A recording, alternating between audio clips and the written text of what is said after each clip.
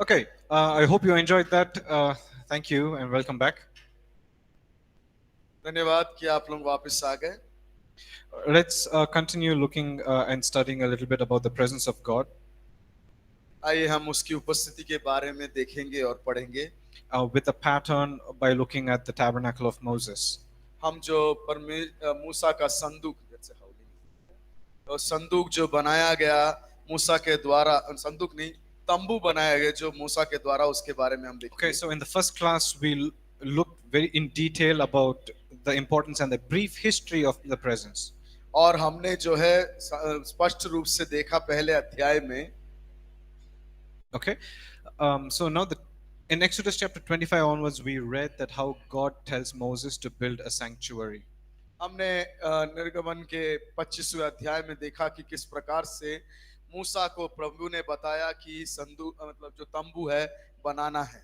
Okay, the tabernacle of Moses was now the meeting place between divinity and humanity. और तंबू जो है वो स्थान था जहां पे परमेश्वर अलौकिक तरीके से मनुष्य के साथ मिला करता था, संबंध किया करता था। Okay, so before the priests came, याजक लोग, महायाजक लोग आने से पहले, right, Moses was representing the people. मूसा जो था परमेश्वर के सामने मनुष्यों को एक प्रतिनिधि के समान था। Okay, so when he went to meet God in the tabernacle, वो जब तंबू में परमेश्वर से मिलने जब जाता था, he would represent people. वो जो है मनुष्यों को प्रतिनिधि करता था। And then after he has met with God, और वो जब परमेश्वर से मिलता था, when he comes out, वो जब तंबू से बाहर आता था, he would come with a word from God. और वो परमेश्वर के पास से एक संदेश लेकर आया करता था। And so now he's representing God to people. और अभी जो है वो परमेश्वर को मनुष्यों के सामने एक प्रतिनिधि के समान है। Okay, so this is a very important pattern for every Christian to know. ये एक जो तंबू का जो एक रीति है वो हर एक मसीही व्यक्ति के जीवन में समझना बहुत जरूरी है। All right, so this is what we're going to learn very briefly. और हम यही चीज है जो एकदम अच्छे तरीके से समझने की कोशिश करेंगे। So the tabernacle of Moses had this kind of a layout. और मूसा का तंबू जो है उसके चारों तरफ ऐसा एक क्षेत्र था। Okay, it had a gate. उसके एक प्रवेश द्वार था उसके अंदर। If you remember, we read in Exodus 25, God asks for very specific colors. और अगर निर्गमन 25 में अगर ध्यान से पढ़े तो वहां पे परमेश्वर जो है प्रत्येक तरीके का जो रंग है उसके बारे में बोलता है। Now, yesterday we learned that if there's anything specific or if it is in detail, we need to ask why. और हमने कल सीखा था कि अगर प्रभु कुछ सही मायने से एक लक्ष्य के साथ बोले तो डिटेल में बोले तो उसका हमें सोचना है क्यों। So, of all the colors God could have asked for the people of Israel, why purple? Why red? Why white? Why blue? परमेश्वर जो है बहुत सारे रंग हैं इस दुनिया में, वो सबके बारे में पूछ सकता था, लेकिन क्यों बैंगनी कलर, लाल कलर, सफेद कलर और नीला कलर पूछा। Okay, so these were the colors of the tabernacle in most places. ये तंबू में जो इस्तेमाल किए गए जो रंग था वो था ये चार रंग। Okay, are you with me so far? अभी तक आए आपको समझ में आ रहा है? All right, great. So the tabernacle started off with the gate. और जो मूसा का तंबू था वो एक प्रवेश द्वार के साथ खुलता है। Okay, and guess which side this gate was on? आप सोचे कि किस तरफ था ये प्रवेश द्वार? East. Yeah. Okay. Garden was also on the east. You see the resemblance here. Okay. Eden वाटिका भी जो था पूर्व में था, ये भी पूर्व में है। Okay, so now let's call the gate as a place of introduction. हम ऐसा बोल सकते हैं कि ये जो प्रवेश द्वार है एक दूसरे के साथ पहचान बनाने के लिए। Okay, a place of introduction. एक दूसरे के साथ पहचान बनाने के लिए। Now in John chapter 10 verse 9, यूहन्ना 10 का 9 में ऐसा लिखा है। Jesus says, I am the gate. यीशु बोलता है कि मैं ही द्वार हूँ। Right? Whoever enters through me जो कोई मेरे द्वारा प्रवेश करता है will be saved.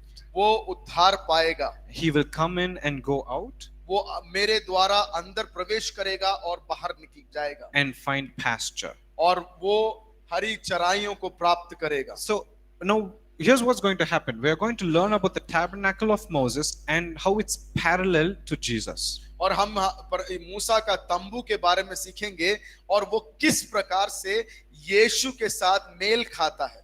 Okay, so just trust me and follow me. मेरे पे विश्वास रखें और मेरे साथ चलें। At the place at the gate, we are introduced to Jesus in all these four colors. और जो तंबू का प्रवेश द्वार है वहां पर जो हम यीशु मसीह के साथ ये तीनों रंग चारों रंग के साथ पहचान करते हैं। How? कैसे? Right, there are four colors. यहाँ पे चार कलर रंग है। Four colors signify or symbolizes something in the Bible. Bible के अंदर परमेश्वर के वचन के अंदर चारों ये जो रंग है वो कई बातों को के साथ संबंध रखता है। Four colors, चार रंग, four gospels. चार सुसमाचार। Okay, now the color purple is the color of royalty. जो बैंगनी कलर है, पर्पल जो बैंगनी कलर है वो एक राजकीय स्थल को दिखाता है। The kings wear the color purple in their robe and everything. जो राजा महाराजा लोग थे वो अपने वस्त्र जो बाहर का वस्त्र है उसमें बैंगनी कलर का इस्तेमाल किया करते थे। Matthew, in the Gospel of Matthew, मत्ती रचित सुसमाचार, he portrays Jesus as the king of the Jews. और वो मत्ती जो है उसके किताब में यीशु मसीह को यहूदियों का राजा के समान दर्शाता है। Okay, and then when we look at the color red, जब आप लाल रंग को देखते हैं, the color red signifies or symbolizes the blood of Jesus. यीशु मसीह के लहू के साथ वो मेल खाता है। Right, and the Gospel of Luke, लूका रचित सुसमाचार, he portrays Jesus as a perfect sacrifice. और वो लूक जो है अपनी किताब में यीशु को सबसे उत्तम बलि के जैसा दर्शाता है। Right, who sheds his blood for us. जो हमारे लिए अपना लहू बहाता है। And then there's the color white. वहां पे उसके तीसरा रंग जो है वो सफेद है। The color white represents righteousness, perfection. और सफेद रंग जो है धार्मिकता और सच्चाई को दर्शाता है। The Gospel of Mark, मरकुस रचित सुसमाचार, it portrays Jesus as a sinless man. और यीशु मसीह को पाप रहित मनुष्य के रूप में वहां पर दर्शाता है। Okay, and then finally the color blue. आखिरी में चौथा कलर जो है नीला। The color blue symbolizes or signifies or shows divinity. और नीला कलर जो है दिव्यता के बारे में, अलौकिक अनुभव के बारे में दर्शाता है। So that's why it portrays, the Gospel of John portrays Jesus as the Son of God, divine. इसीलिए यूहन्ना रचित सुसमाचार में यीशु मसीह को एक परमेश्वर का पुत्र के रूप में दिखाया गया है। Okay, so colors are very important in the Bible, by the way. और परमेश्वर के वचन में रंग का बहुत ही महत्वपूर्ण स्थान है। Okay, in the course we spend at least a day talking about colors. हमने course you had already. Yeah, no, not in this course. In the yeah. आने वाले कोर्सों में हम रंगों के बारे में प्रत्येक तरीके से देखेंगे। But this is what it signifies right now. लेकिन यही चीज है जो उस रंगों के बारे में दर्शाता है। Okay, the first place in the tabernacle that you encounter is the gate. और तंबू में, मूसा के तंबू में जब आप आएंगे तो पहला जगह जो आपके सामने आएगा वो है द्वार। And Jesus in John chapter 10 verse 9 says, I am the gate. यीशु मसीह यूहन्ना रचित सुसमाचार में कहता है मैं ही द्वार हूँ। And so as you enter through the gate, और जब आप उस तंबू में उस द्वार के द्वारा प्रवेश करते हैं, you are encountering Jesus in all these four aspects. और इस चार दृष्टांतों में उस जगह पर यीशु के साथ एक संबंध, एक पहचान बना रहे हो आप। Okay, so you're encountering him as the Son of God, you're encountering him as a perfect man, you're encountering him as your sacrifice, and you're encountering him as your king. और वहां पर एक राजा के समान, एक बलि के समान, एक न्यायपालक के समान और एक परमेश्वर के पुत्र के समान हम जो है वहां पर इस यीशु मसीह को देखते हैं। Are you all with me? क्या आप लोग मेरे साथ हैं? Okay, fantastic. So after the gate, once you've come in, now this big space on the outside, it's called as the outer courts. हम लोग जो Is everything okay? Okay. We're calling it as the outer courts. इसको जो है हम इसके बाहर के जो तंबू के अंदर के जगह को हम जो बोलते हैं बाहरी स्थान. Okay, outer courts. Now, in the outer courts, there were two furnitures. उस बाहरी स्थान में जो है दो चीजें रखा गया है. As soon as you enter through the gate, you will see an altar of sacrifice. और जैसे ही आप तंबू के अंदर प्रवेश द्वार से प्रवेश करेंगे, वहां पे एक बलिपीठ जो रखा गया वो दिखेगा आपको. Okay, an altar of sacrifice. एक बलि चढ़ाने के लिए एक बलिपीठ. Now, an altar in the Hebrew language simply meant a place of bloodshed. और ये इब्रानियों भाषा में इब्रानियों रीति के अनुसार बलिपीठ का मतलब है एक जगह जहां पर लहू को बहाकर कार्य किया जा सकता है. So, just like the gate, we call it as the introduction. जिस प्रकार से द्वार को एक प्रभु के साथ एक पहचान का द्वार देखते हैं, Let's call the altar of sacrifice as a place of reconciliation. और हम वो जो बलिपीठ है उसको हम इस प्रकार से देख सकते हैं जहां पर परमेश्वर और मनुष्य के बीच में जो संबंध टूटा है उसका पुनर्स्थापना का जगह. Now, this is where an innocent animal was sacrificed for the sins of a nation or a person. वहीं पर है जहां पर एक निर्मल मेमने को या एक निर्मल जानवर को लेकर जिसके अंदर कुछ भी गलत नहीं है उसको लेकर वहां पर एक देश के लिए या एक व्यक्ति के लिए बलि चढ़ाया जाता था. Okay, so me as a person, if I sinned, अगर मैं पाप करता हूं, I will take an innocent lamb मैं एक निर्मल मेमने को लूंगा and I will take that lamb and I will go to the high priest और मैं वो मेमने को लेकर महायाजक के पास जाऊंगा and tell him that I have sinned. और मैं कहूंगा महायाजक मैंने पाप किया है I am here to give a sin offering. और मैं यहाँ पर आपके सामने एक पाप की बलि चढ़ाने के लिए आया हूं. And so traditionally, और नियम अनुसार the person who sinned जो व्यक्ति ने पाप किया will put his hands on the sheep or goat, और वो व्यक्ति जो है अपना हाथ लेकर इस मेमने के सिर पर रखेगा and in a symbol saying that I'm transferring my sin to this innocent animal. इसका मतलब यही था कि मैं अपना पाप जो है सब कुछ इस मेमने के ऊपर उतार देता हूं. But the person would not walk away after giving the lamb.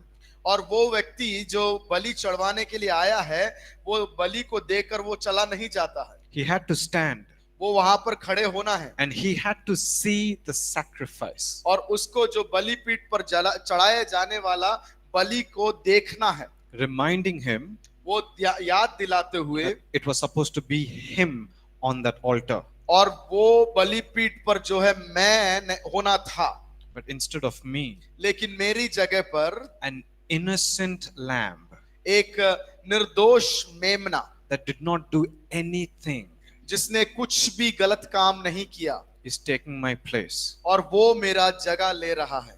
He had to stand there and watch it. और उसको वहां पर खड़े होकर वो प्रतिक्रिया को देखना है. The altar of sacrifice जो बलि चढ़ाने वाला बलिपीठ in the new covenant is our cross. और हमारे नए नियम में वो हमारे लिए कलवरी क्रूस है. We come to the foot of the cross. और हम वो कलवरी क्रूस के पायदान में आते हैं. Isaiah chapter 53 verse 7.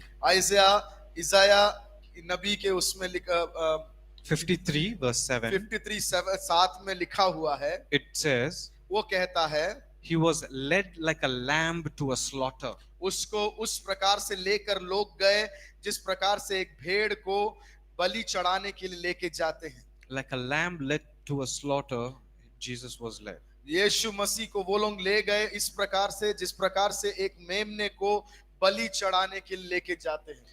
This is where we encounter the cross. यहाँ है ये बलिपीठ जगह है जहां पर हम वो क्रूस के साथ एक संबंध बनाते हैं. It is at the foot of the cross where you surrender everything. और वो कलवरी क्रूस के सामने है जहां पर हम अपने सब चीजों को समर्पण कर देते हैं. You lay it all at the altar. हम जो है वो बलिपीठ के सामने सब कुछ दे देते हैं. Okay, you can read more about the altar in Exodus chapter 27 verse 1 to 8. और हम ज्यादा पढ़ना चाहते हैं, जानना चाहते हैं तो निर्गमन 27 का 1 से लेकर 8 तक लिखा हुआ है। Okay, all good? सब कुछ अभी तक समझ में आ गया? So once that was done, जो वहां पर किया गया, the next place in the outer court that a priest would go to is this place called laver. और उस बलि के बाद जो महायाजक जो बाहरी स्थान है तंबू का, उस द्वार के अंदर उस जगह पर जाकर वहां पर एक पानी का एक कटोरा के समान रखा हुआ है। Right, now these two things were made up of bronze. और ये दोनों जो है तांबे का बना था। Okay, an altar of bronze जो बलिपीठ था वो and an altar of a bronze laver. और वो पानी से भरा कटोरा। Okay, now so it would have water inside of it, और ये कटोरे के अंदर जो है पानी रहता था। and the inside of this tub, तब yeah, what else to say, I don't know, or bucket, or inside of this basin, और ये कटोरे के अंदर it was made up of mirrors that was used by women. जो उसके चारों अंदर जो बना हुआ बनाहट था वो एक आईने के समान था जो औरतें इस्तेमाल करती थी। See, all these details are mentioned. ये सारे जो मुख्य बातें हैं, डिटेल है, उसमें लिखा हुआ है। Okay, what are you going to do? क्या आप करने जा रहे हैं? Okay, I leave that to you. आप लोगों के हाथ में वो दे So दो। we have a place of introduction. यहाँ पर एक द्वार है जहाँ पर एक पहचान का जगह We है, have a place called reconciliation at the altar. और बलिपीठ के पास जो है एक पुनर्स्थापना का एक जगह है। Let's call the place of laver as a place of sanctification. हम इस प्रकार से उस पानी वाले कटोरे को, जगह को हम इस प्रकार से बुला सकते हैं कि हमारे आपको शुद्धिकरण का एक जगह। Okay, and you can read more about it in Exodus, I think Exodus 30 onwards. उसमें निर्गमन 30 से लिखा हुआ है, Exodus 13, 19 to 20, I think. Yeah. 19 से 20 मेरे हिसाब से।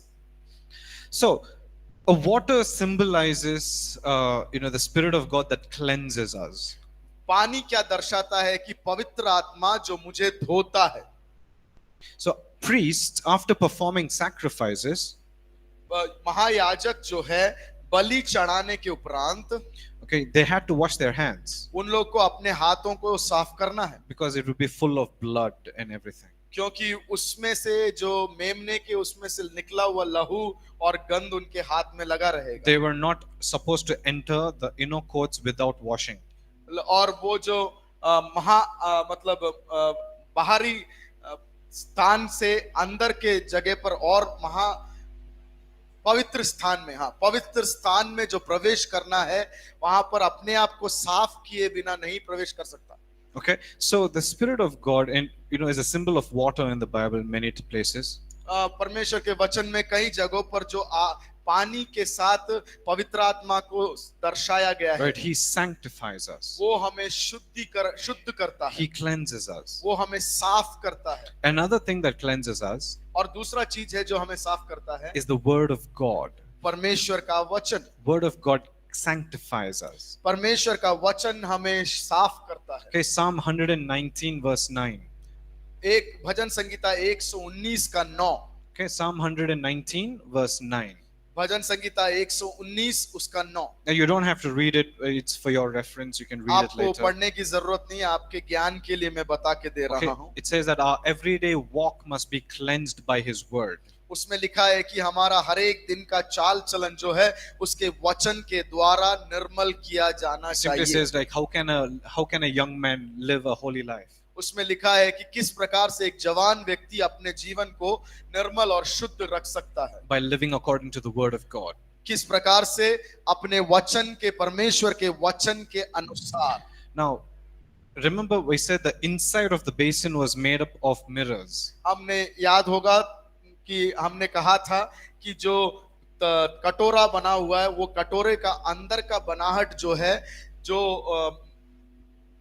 शीशा, अभी बोला तो भूल गया, शीशे से बना हुआ है। Now, James chapter 1 verse 22 to 25. याकूब पहला अध्याय Verse 22 to 25. 25 से 22 to 25, yes. 22 से लेकर 25 तक Okay, it says that it compares the word of God to a mirror.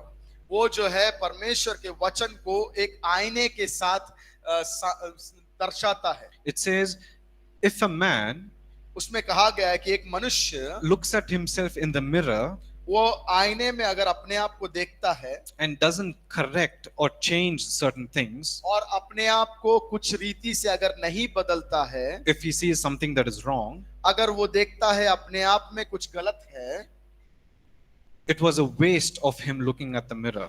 अगर वो बदलेगा नहीं तो उसका आईने में देखना व्यर्थ है. Similarly, इसी प्रकार you read the word of God. आप जब परमेश्वर के वचन को पढ़ते हैं, If you don't allow it to change you, अगर आप उसको आप हमें बदलने को अनुमति नहीं देते हैं, you read the word of God in vain. और आप जो परमेश्वर का वचन पढ़ते हैं वो व्यर्थ में जाएगा. Are you with me? आप मेरे साथ हैं? Right? You're following so far? अभी तक समझ में आ रहा है आपको? Yes? Okay. So, introduction, reconciliation, sanctification. जो पहचान का जगह, एक टूटे हुए संबंध को वापस जोड़ने का जगह और एक शुद्धिकरण का जगह. Okay? So, after all of that is done, after they wash their hands, the priest wash their hands, they come inside. और जो महायाजक है बलि चढ़ाने के बाद हाथ को और अपने आप को साफ करने के बाद जो है पवित्र स्थान में प्रवेश करता है. Okay? The first thing, as soon as you enter, to your right, you will find a table of showbread. और जब हम पवित्र स्थान में जो प्रवेश करेंगे, अपने दाहिने तरफ जो है एक मेज आपके सामने लगा रहेगा जिसके ऊपर और रोटी का एक कटोरा रखा रहेगा. Okay, so you'll read about it in Exodus 25. निर्गमन 25 में हम उसके बारे में पढ़ते हैं. Exodus 25 verses 23 to 30. 23 से लेके 30 वचन तक लिखा हुआ उसमें. Okay, so there will be 12 loaves of bread that is kept. 12 रोटियां वहां पर रखे हुए हैं. Okay, each loaf for each tribe. और एक रोटी जो है 12 प्रजातियों को दिखाते हैं. Okay, a fresh loaf would be changed, if not every day, every week. हर हफ्ते जो है एक नया रोटी लाके वहां पे रखा जाएगा. Let's call the table of bread as a place of satisfaction. हम ऐसा उस मेज को जहां पर रोटी रखा है उसको ऐसे बोल सकते हैं कि हमें संतुष्टि देने वाला एक जगह. Okay, a place of satisfaction. एक संतुष्टि देने वाला एक जगह. John chapter 6 verse 35. यूहन्ना 6:35, right? Correct. 6:35 में है. It talks where Jesus says that I am the bread of life. उसमें लिखा गया है कि मैं ही जीवन का रोटी हूं. Are you with me? क्या आप लोग मेरे साथ हैं? Right? So Jesus satisfies us. यीशु मसीह मुझे जो है संतुष्टि देता है. Right? The Lord is my shepherd, I shall not want. परमेश्वर मेरा चरवाहा है और मुझे कोई भी घटी नहीं होगी. Why? Because he satisfies me. क्योंकि वो मुझे तृप्त करता है. He is my daily bread. वो मेरा दिन भर का रोटी है. Amen? Amen. Okay. And then we also, to your left, after you enter the inner courts, और आप जब पवित्र स्थान में प्रवेश करेंगे, आपके दाहिने तरफ is a lampstand. वहां पर एक मोमबत्ती का, क्या बोलते हैं, लैम्प स्टैंड, मोमबत्ती जहां जलाते हैं ना,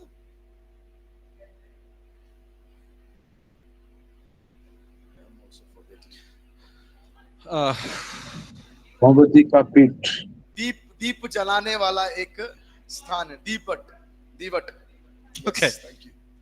All right. So that's what that will be kept to your left side. आपके दाहिने साइड में दीवट रखा रहेगा. Now, this beautiful piece was made up of gold. और ये चीज जो है वो सोने से बना हुआ था. Okay, it's like one big piece of gold. और वो एक बड़ा एक जो चीज है जो पूरा सोने से बना हुआ था. And it had 7 branches. और उसमें जो है 7 शाखाएं थी. Okay, you remember in Revelation also he says, I see 7 lampstands, right?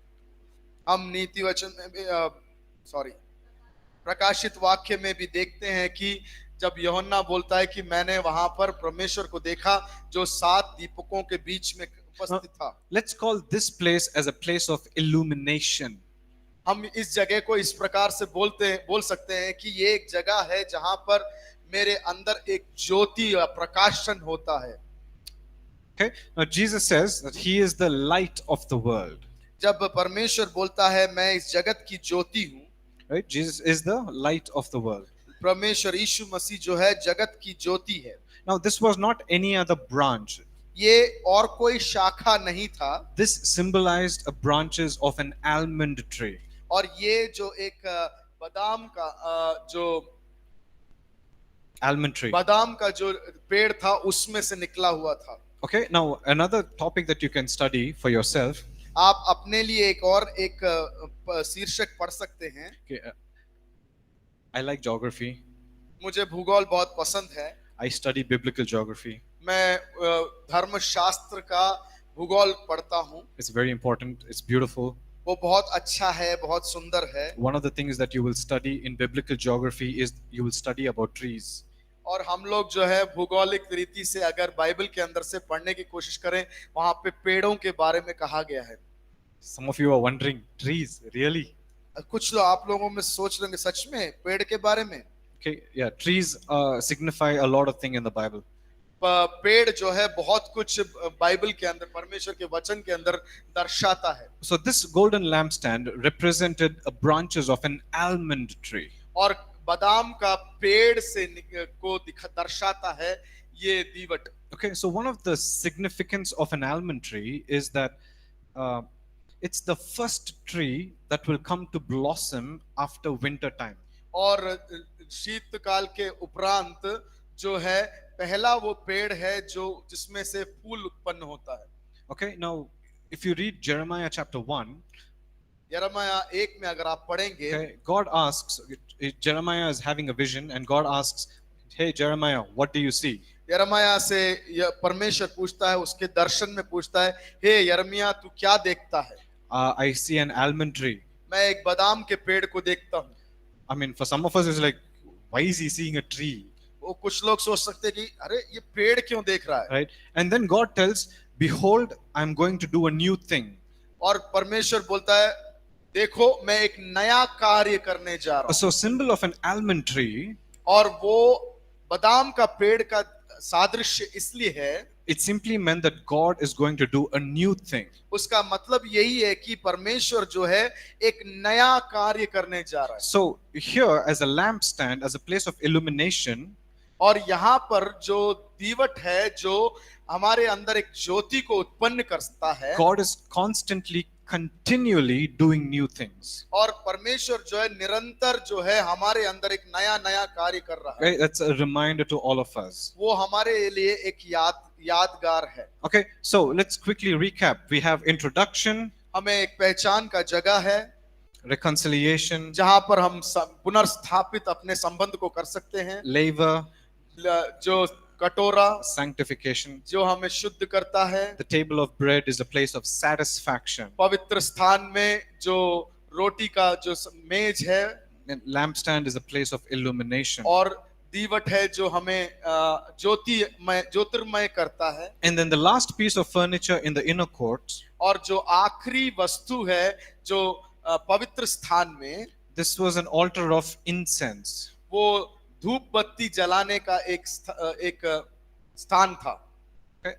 Altar of incense, where incense was burnt. धूप बत्ती जलाने का एक स्थान। Now this represented a place called intercession. और ये धूप बत्ती जलाने का जो स्थान है वो इस प्रकार से दर्शाता है जहां पे प्रार्थना। Okay, Exodus 30, निर्गमन 30 verse 34 to 38, you can read about it.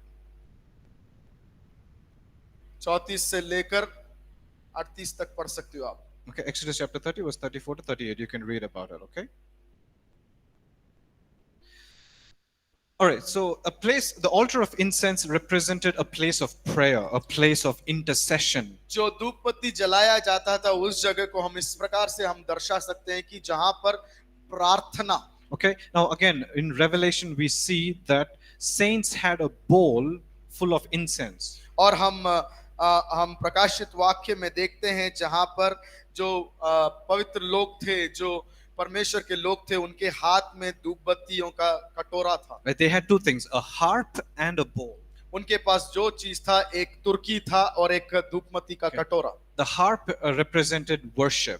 और जो वाद्य उपकरण था वो आराधना को बताता था। A bowl full of incense represented the prayers of the saints. और जो कटोरा जिसमें धूपमती था वो प्रार्थना को दर्शाता था। So that's why we call this as a place of intercession. इसीलिए हम इस जगह को प्रार्थना का जगह कहते हैं। We see in the book of Hebrews that Jesus is our high priest. हम इब्रानियों की किताब में देखते हैं कि यीशु मसीह हमारा महायाजक है, And that he intercedes for us और even now. वो हमारे लिए निरंतर प्रार्थना करता रहता है। All good so far? अभी तक सब कुछ सही है? Yes? Okay. We are just going to extend into the break time a little bit because we are going to end the course with this. जो ब्रेक होगा उसमें हम थोड़ा सा क्लास को खींचेंगे आगे, क्योंकि ये क्लास जो है यहाँ पे खत्म कर रहे हैं। Is that okay? ठीक All है? right, great. Now, between the altar of incense and this one is called as the Holy of Holies. और तीसरा स्थान जो पवित्र के आगे वाला स्थान को कहा गया है अति पवित्र स्थान। There was a thick curtain that separated the inner court and the Holy of Holies. एक कपड़ा था जिसको हम इंग्लिश में कर्टन बोल सकते हैं। ये कपड़ा था जो बहुत ही मोटा कपड़ा से बना हुआ था, जो पवित्र और अति पवित्र स्थान के बीच में एक एक एक एक, एक डिवीजन लेके आता Right? था। It was pretty thick. वो काफी मोटा था। Okay? Now that's why when we see in the Gospels when Jesus died on the cross, इसीलिए हम सुसमाचारों में देखते हैं यीशु मसीह जब मृत्यु को प्राप्त किए, it says the curtain or the veil was torn from top to bottom. इसीलिए हम देखते हैं उसमें लिखा हुआ है कि जब यीशु मसीह का मृत्यु हुआ, जो कलीसिया में, उस समय के कलीसिया में जो कपड़ा था वो ऊपर से नीचे तक फट गया। It doesn't say it was torn from bottom to top. वो ये नहीं कहा गया है कि किसी ने नीचे से ऊपर तक फाड़ दिया। If it is torn from bottom to top, that means a man could have torn it. अगर नीचे से ऊपर तक फटा होता तो कह सकते थे कि एक मनुष्य ने जाके उसको फाड़ दिया। Instead, it says top to bottom. लेकिन उसमें कहा गया है कि ऊपर से नीचे तक वो फट गया। It was not possible by man. वो मनुष्यों के द्वारा नहीं हो सकता। See, all those details are important. और ये सब जो चीजें हैं बहुत ही मुख्य है। Now, when Jesus died on the cross, जब यीशु मसीह क्रूस पर मरता है, this veil was ये- erased. ये जो कपड़ा था वो फट गया। He made it open not just for one high priest. उसने एक महायाजक के लिए ये कपड़े को फाड़ कर अलग नहीं किया, He made it open to everyone. और उसने क्या किया कि हरेक व्यक्ति को अति पवित्र स्थान में प्रवेश करने लायक उसको खोल दिया। Right? Hebrews says, "Come boldly to the throne of grace." और हेब्रानियों के किताब में लिखा हुआ है, धैर्य के साथ आप मेरे पवित्र स्थान में आओ। It doesn't just say come. वो ऐसा नहीं कहता सिर्फ आओ, It's saying it's addressing the attitude and how you can come. और वो हमारे व्यक्तिगत रीति को दिखाता है किस So- प्रकार से हम आ सकते हैं। Amen. Praise God. Hallelujah. Amen. So here's the thing. Okay, let me put back this veil for now. अभी के लिए मैं वो कपड़ा जो है वापस यहाँ रख रहा हूँ। Psalm 100 verse 4. भजन संगीता 4 Enter his gates. 100 verse 4 Psalm 100 verse 4. 100 का 4। Okay. Psalm 100 verse 4 says, "Enter his gates with thanksgiving, his courts with praise." और परमेश्वर के वचन कहता है कि उसके फाटकों में प्रवेश करो स्तुति के साथ। Okay. So all these praise happens in the outer courts. और सारी स्तुति का बातें जो है वह तंबू के बाहर तरफ होता है। Okay, I want you to pay attention to this because we are going to kind of close with this. इसको ध्यान देना थोड़ा, क्योंकि मैं खत्म करना चाहता हूँ। So you can praise God with a group of people, with 100 people, 500, 1,000. आप 500 लोग, 1000 लोग और हजारों लोगों के साथ एक साथ मिलकर आराधना कर सकते हैं। Okay, you can praise him. उसको स्तुति कर सकते हैं।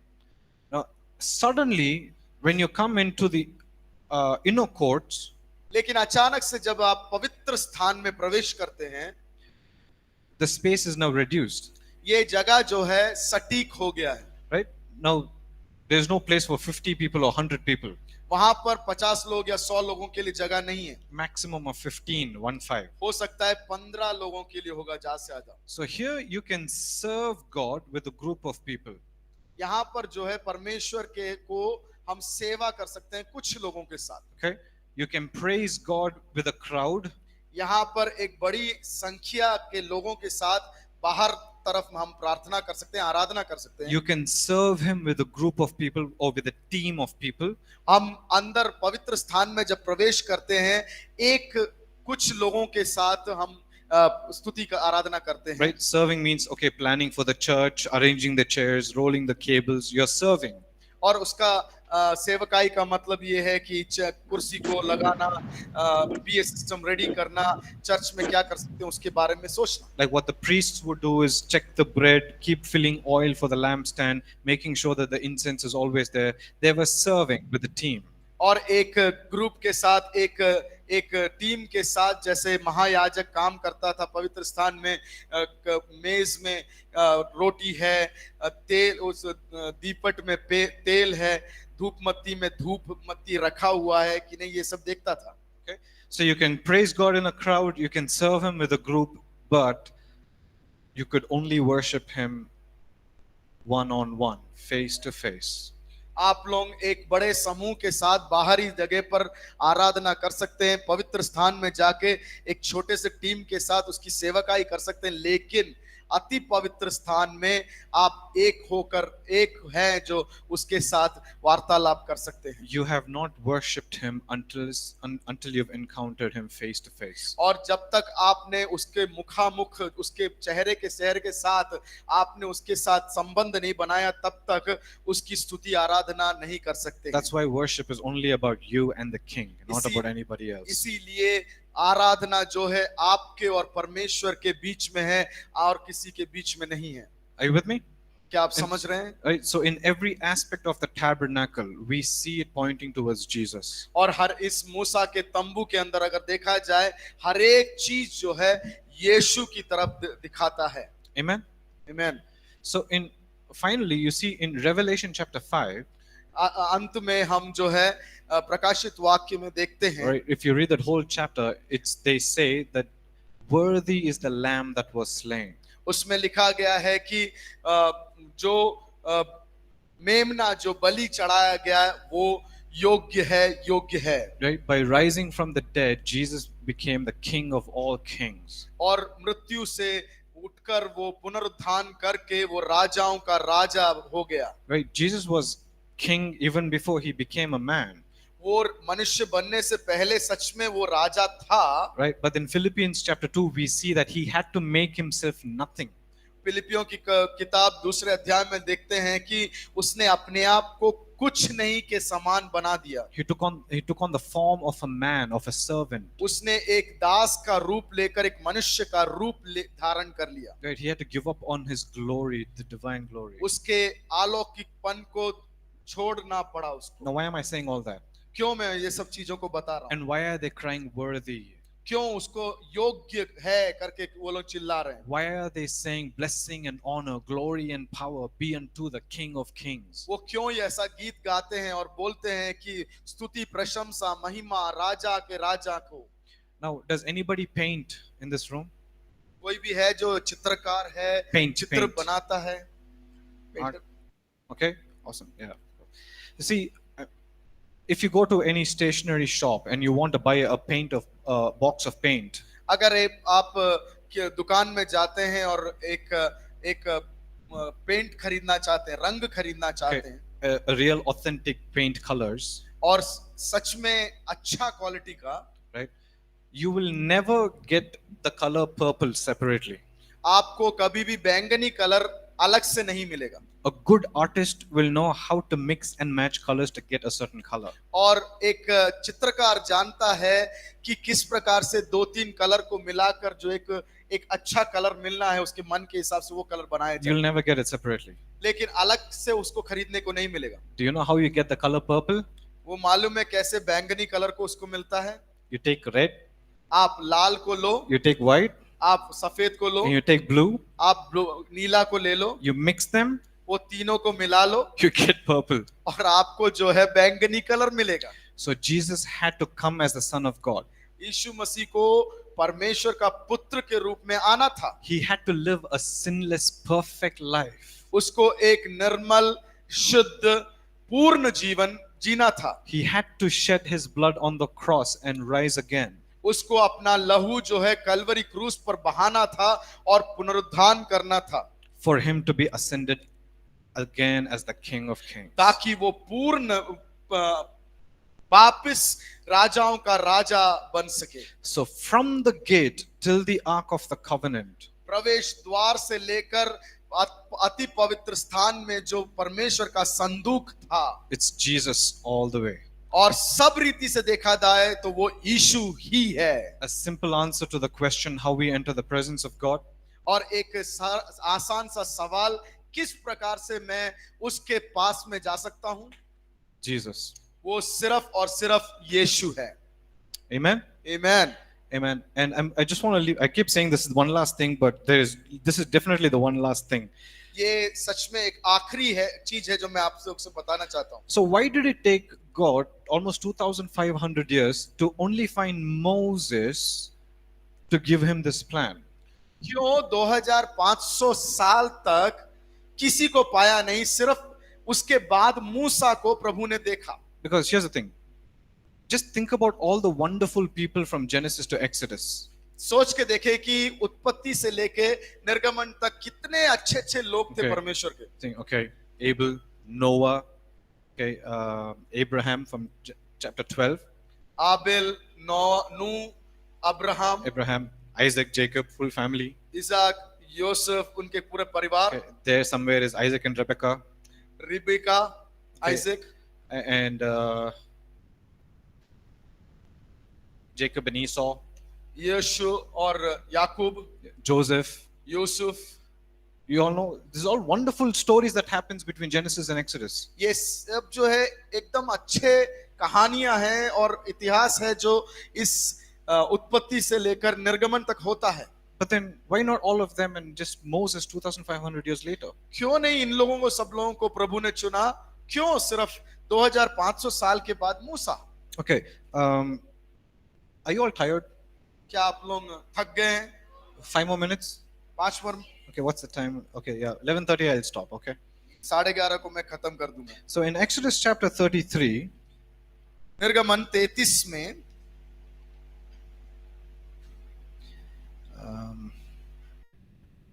let's go to verse 13. 13 Verse 13. 13वां पद। Exodus 33 verse 13. निर्गमन 33 का 13। Moses makes this prayer. मूसा ये प्रार्थना करता है। Okay, he says, "Show me your ways that I may know you." वो मूसा परमेश्वर से बोलता है, मुझे आपका रास्ता दिखा ताकि मैं उस पर चल सकूं। Okay, what is the prayer? Did you all listen? क्या आप लोगों ने सुना? Okay, show me your ways that I may know you. आपका रास्ता दिखा ताकि मैं आपको और जान सकूं। Okay, now look at me. यहाँ पर देख लें थोड़ा सा। Moses was approximately 80 years old when he makes this prayer. और मूसा जो है 80 साल का था जब इस मूसा ने ये प्रार्थना प्रभु के साथ किया। So in 80 years, ये 80 साल में Moses has learned the way of the Egyptians ये मिस्र देश के रीति रिवाज मूसा ने सीख लिया, because he was raised as an Egyptian. क्योंकि वो मिस्र रीति के अनुसार वो उसका जन्म पालन पोषण हुआ। Moses was a warrior. वो एक योद्धा था Moses has learned the ways of the warrior. और एक युद्ध कौशल में निपुण था वो। And then Moses marries a Midianite woman. एक मिदियान देश की एक स्त्री के साथ वो विवाह करता है। So he has learned the ways of the Midianites. और उसने जो मिद्य देश के लोगों का रीति रिवाज है वो भी सीखा था। And then he helps his father-in-law shepherding his flock, Jethro. और जेत्रो नाम का जो उसका ससुर था, उसका भेड़ को चराने के लिए काम किया भी करता था। He's learned the ways of a shepherd. उसने एक चरवाहा का रास्ता भी सीखा था, And then he was also an Israelite. और उसके बाद वो एक इजरायली भी था, So he's learned the ways of an Israelite. और उसने इजरायलियों का तौर तरीका भी पढ़ा रखा But था। still Moses comes before God. फिर भी मूसा परमेश्वर के सामने आता है He's saying, और वो कहता है, Lord, I know all these ways. मुझे ये सारे रास्ते मालूम है, I have learned all these ways. ये सारे तरीके भी मैंने सीखे हैं, I want to know your ways. लेकिन अब मैं जो है आपका तरीका, आपका रीति जानना चाहता हूं। That prayer moves the heart of God. वो प्रार्थना जो है परमेश्वर के हृदय में एक चलन लेकर आता है। How do we know that? हम कैसे जान सकते हैं? Let's go to Psalm 103. 103 भजन संगीता 103 की ओर जाएंगे। Okay, are you all there? क्या आप मेरे साथ हैं? Psalm 103 verse 7. 100 भजन संगीता 103 का 7। Okay, fast. We're going to end in 3 minutes. जल्दी निकालें, 3 मिनट और है हमारे सामने। Psalm- 103 का 7। Psalm 103 verse 7. 103 भजन संगीता 103 उसका 7वां पद। That verse says, वो वचन ऐसा कहता है, okay, God showed his deeds to Israel, Israel को परमेश्वर ने अपना कार्य दिखाया, but he showed his ways to Moses. लेकिन मूसा को उसने अपना राह बताकर दिया। Okay, everybody found that verse? सब लोगों ने वो वचन निकाल लिया? Okay, very good. Now look at me. अब देख लें, You see in that Psalm 103 verse 7, 103 भजन संगीता 7 में there's a division. वहां पर एक विभाजन है। It says God showed his deeds or acts or actions or what he did. और परमेश्वर ने जो है उसके कार्यों को, उसके तरीकों को, He showed it to Israel, उनने इज़राइल के गोत्र को दिखाया, but he showed his ways to Moses. लेकिन उसका रास्ता जो है सिर्फ और सिर्फ मूसा को दिखाया। So that means people of Israel saw the bread coming down from heaven. They saw the water coming out of a rock. They saw the Red Sea parting. They saw the quail coming down from heaven. वो इस्राएल लोगों ने देखा कि जो मन्ना है वो स्वर्ग से नीचे आया, पत्थर में से पानी निकल कर आया, लाल समुंदर 2 भाग में विभाजित हो गया, और जो क्वील चिड़िया था उनके लिए नीचे उतर के आया। ये सब देखा। Israel saw, Moses also saw. मूसा ने भी ये चीजें देखा था। But why is there a distinction? लेकिन वहां पर एक विभाजन क्यों है? Because somewhere in the journey, उनके सफर के बीच में, उनकी यात्रा में Moses understood, मूसा समझ गया, hey, there is something more to this God than the wonders that he does. इस प्रभु में कुछ और भी विभिन्नताएं, अद्भुतताएं हैं उसके काम के ऊपर। I just don't want to be amazed at the miracles. मैं वो जो अद्भुत कार्य कर रहा है उसके द्वारा मैं आश्चर्यचकित रहना नहीं चाहता हूं। I want to know the miracle maker. मैं उस आश्चर्य कार्यों को करने वाले परमेश्वर को जानना चाहता हूं। So therefore he makes that prayer. इसीलिए मूसा जो है वो प्रार्थना करता है, Show me your ways, आपके रास्ते को दिखाएं, that I may know you. ताकि मैं आपको जान सकूं। We know that prayer was answered how? हम जानते हैं किस प्रकार से वो प्रार्थना का उत्तर मिला था। Because Psalm 103 verse 7 says that. 103 भजन संगीता उसके 7वें पद में लिखा गया है। So what was it about Moses that was so special? क्या था जो मूसा के बारे में एक मुख्य चीज था, एक अलग चीज था? Okay, let's go to Exodus chapter 40. निर्गमन 40 की ओर हम लोग जल्दी जाएंगे। Last chapter. निर्गमन 40। Okay. I said I would close at 11:30 and I will in 2 minutes. 2 minute के अंदर मैंने 11:30 बजे खत्म करूंगा बोला था। Okay, तो now you can write it 2 down, but I want you to read that chapter later. आप अभी नहीं पढ़ें, आखिरी में आपके खाली समय पर वो पूरा 40वां अध्याय थोड़ा पढ़ के देखें। So when you read Exodus chapter 40, जब हम 40वें निर्गमन 40 पढ़ते हैं, at least 7 times you will read this. 7 बार हम ये पढ़ने को आता है। It will say, Moses did as the Lord commanded. Moses did as the Lord commanded. Moses did as the Lord commanded. उसमें लिखा हुआ है कि मूसा ने वो सब किया जो परमेश्वर ने उसको आज्ञा दिया। 7 times you will see that. 7 बार वहां पर देखते हैं It says that Moses did everything the Lord commanded. और उसमें लिखा है कि मूसा को प्रभु ने जो कुछ कहा वो सब कुछ किया। And at the end of that chapter, और उस अध्याय के अंत में it says that after Moses did everything what the Lord commanded, उसमें लिखा है कि मूसा ने सब कुछ प्रभु के अनुसार करने के बाद the manifest presence of God filled the temple that even Moses could not enter. और उसमें लिखा है कि परमेश्वर का सामर्थ इतने अधिकार से उस तंबू के अंदर आ गया कि मूसा खुद उसके अंदर प्रवेश नहीं कर पाया। Okay, so here's the thing. Okay, we are finishing now. हम जो खत्म कर रहे हैं उससे See, पहले I'm closing my laptop also. मैं अपना लैपटॉप भी बंद कर रहा हूं। Okay. The secret to जो- living a life of holiness and hosting His presence जो मुख्य चीज है एक पवित्र जीवन को व्यतीत करने के लिए, the secret to living a life of praise and worship जो आराधना और स्तुति के साथ जीने का एक तरीका is living a life of obedience, आज्ञाकारी होकर जीना है। doing everything as the Lord commands you to do. हर एक चीज जो आपको प्रभु परमेश्वर कहता है उसको मानना है, आज्ञा करना है। Jesus is our perfect example. यीशु मसीह जो है एक अच्छा उदाहरण है हमारे लिए। Jesus, as the Son of God, यीशु जो परमेश्वर का पुत्र था, in the Gospel of John, यूहन्ना के किताब में time and time again, he says, और बार बार वो कहता है, I say what the Father tells me to say. मैं वो कहता हूं जो मुझे मेरा पिता बोलता है कहने I को। do what the Father tells me to do. मैं वो करता हूं जो मेरा पिता मुझसे, मैं वो कहता हूं जो मेरा पिता मुझसे कहने को बोलता है। My words are not my own. मेरा शब्द नहीं है। My teachings are not my own. मेरा सिखाना नहीं है।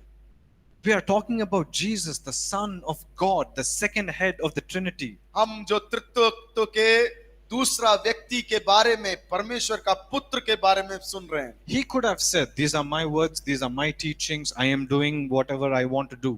वो कह सकता था कि ये मेरी पढ़ाई, मेरा सीख है, मेरी बातें हैं, मेरा काम है। But instead, लेकिन he lived a life of absolute obedience and surrender.